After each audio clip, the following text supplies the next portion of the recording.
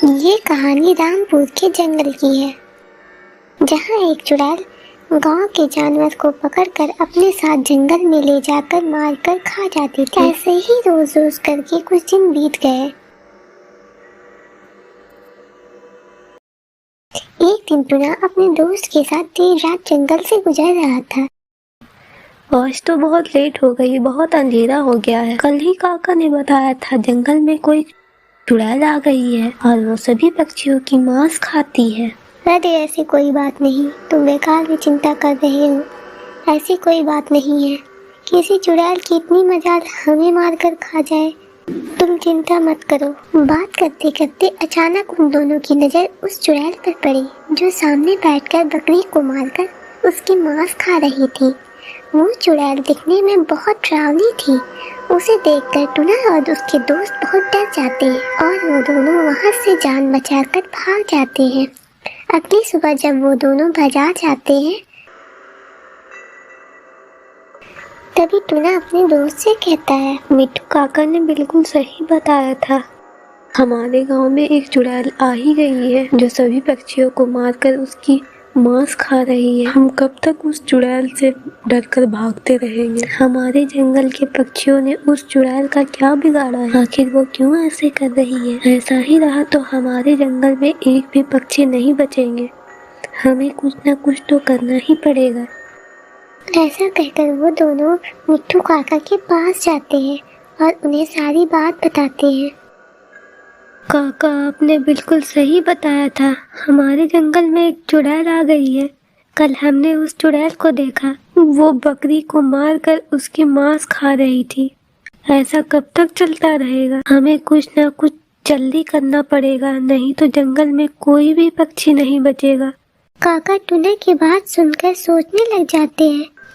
एक दिन वो चुड़ैल आधी रात जंगल में मांस खा रही थी। अरे वाह, ये बकरी कितनी मजेदार थी, बहुत मजा आ गया। ऐसे ही करके जंगल के सारे जानवरों और पक्षियों को मारकर खा जाऊंगी। इस जंगल में कोई नहीं बचेगा।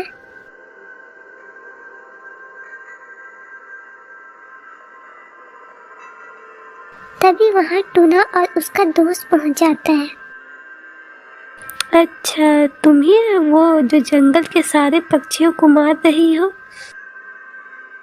हमारे जंगल के पक्षियों ने तुम्हारा क्या बिगाड़ा है? तुम्हारी इतनी हिम्मत, मुझसे जुबान लड़ा रहा है। काश तो मैं तुम दोनों को मारकर खा जाऊंगी। तभी वहाँ काका पहुँच जाते हैं और अपने साथ एक बड़ा सा जाल लेकर आते हैं। वो उस जाल में उस चुड़ैल को फंसा देते हैं और कहते हैं, अब तुम्हारा खेल खत्म। तुमने बिना वजह हमारे जंगल के पक्षियों की जान ली है। बुरा करने का अंत बुरा ही होता है। ये कहकर काका उस चुड़ैल को आग लगाकर जला देते हैं और वो जलने लगती है। इस कहानी से हमें यह सीख मिलती है कि बुरा का अंत हमेशा बुरा ही होता है। रामपुर के जंगल में टुना रहता था। वो बहुत ही गरीब था। रोज रात को जब जंगल में सभी सो जाते थे, तब उस जंगल में पास वाले जंगल से एक पक्षी डायन रोज बकरी चोरी करती थी और जंगल में जाकर बकरी को मार कर खा जाती थी। ऐसे ही रोज रोज करके बकरी चोरी होती गई। एक दिन टुना अपने घर के आंगन में आकर देखा कि आज एक बकरी कम है।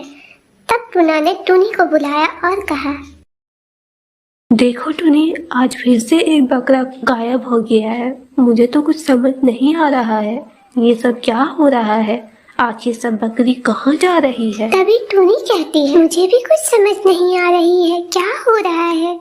क्या जंगल में कोई पक्षी आ गया है जो रोज बकरी चुरा कर ले जा रही है? वे मन ही मन सोचते ही रह जाते हैं। ऐसे ही कुछ दिन बीत जाते हैं। एक दिन जंगल के बाजार में टुना और उसका दोस्त सब्जी लेने जाता है। अचानक बाजार में एक नया दुकान देखकर टुना अपने दोस्त से कहता है, अरे, एक नया मांस का दुकान, पहले तो नहीं देखा। और यह औरत कौन है? इसे कभी हमारे जंगल में नहीं देखा। इस जंगल में तो एक ही मांस की दुकान है और उस दुकान का मालिक तो मेरे से ही बकरी खरीद कर मांस बेचता है। क्या इस पक्षी ने तुमसे कभी बकरी खरीदा था? अरे नहीं, मैं तो इस पक्षी को कभी देखा भी नहीं। इसने कभी मुझसे बकरी भी नहीं खरीदा। फिर इस पंछी ने कहाँ से बकरी खरीदी? वो दोनों दुकान में जाकर पूछते हैं। अच्छा, आप कहाँ से बकरी खरीद कर मांस बेच रही हैं? पहले आपको कभी नहीं देखा। वो पक्षी कुछ कहना ही नहीं चाहती थी। आप लोगों को इससे क्या लेना देना? मांस लेना है तो लीजिए, नहीं तो जाइए, ज्यादा कुछ जानने की जरूरत नहीं है। ये बात सुनकर टुना और उसके दोस्त और बात ना बढ़ाकर वहाँ से चले जाते हैं। घर आकर टुना और टुनी जब बात कर रहे थे तभी टुना टुनी से कहता है, बाजार में मांस की एक नया दुकान खुला है। उस दुकान में एक औरत मांस बेच रही है, पर मुझे समझ नहीं आ रहा है वो मांस कहाँ से खरीद रही है। ये सुनकर टुनी कहती है, कहीं ये औरत बकरी चोर तो नहीं है जो हमारी बकरी चोरी करती है। एक दिन टुना को काम से लौटने में लेट हो जाती है। तभी वो उस औरत के घर की तरफ से गुजर रहा था। तभी उसे वहाँ कुछ आवाज सुनाई दी। वो आवाज सुनकर टुना सोचने लगा, ये कैसी आवाज है, मैं जाकर देखता हूँ। ये कहकर वह उसके घर के पास जाता है और खिड़की से झांक कर देखता है। वो पक्षी डायन का रूप धारण कर लेती है और वह बकरी को खा रही थी और वो कह रही थी, अरे वाह, ये बकरी तो बहुत स्वादिष्ट है।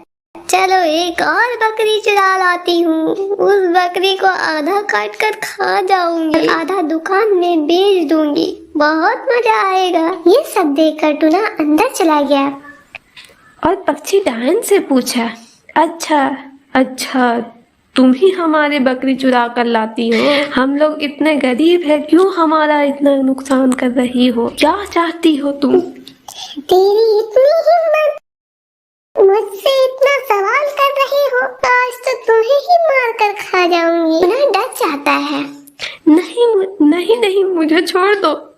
वो जैसे ही टुना को पकड़ना चाहती है तभी वहाँ पर टुनी पहुँच जाती है। मुझे तो पहले ही पता था हमारे घर की बकरी चुराने के पीछे तुम्हारा ही हाथ है। मत डरो टुना, तुम चिंता मत करो, ये पक्षी हमारी कोई नुकसान नहीं पहुँचाएगी। ये कहकर टुनी उस जायन के ऊपर पवित्र जल छिड़क देती है जो वो अपने साथ लेकर आई थी। उस पक्षी डायन के ऊपर जल पड़ते ही आग लग जाती है और वह चिल्लाने लगती है, बचाओ बचाओ, मैं जल रही हूँ। इसके बाद वो पक्षी जलकर राख हो गई और हमेशा के लिए अदृश्य हो गई।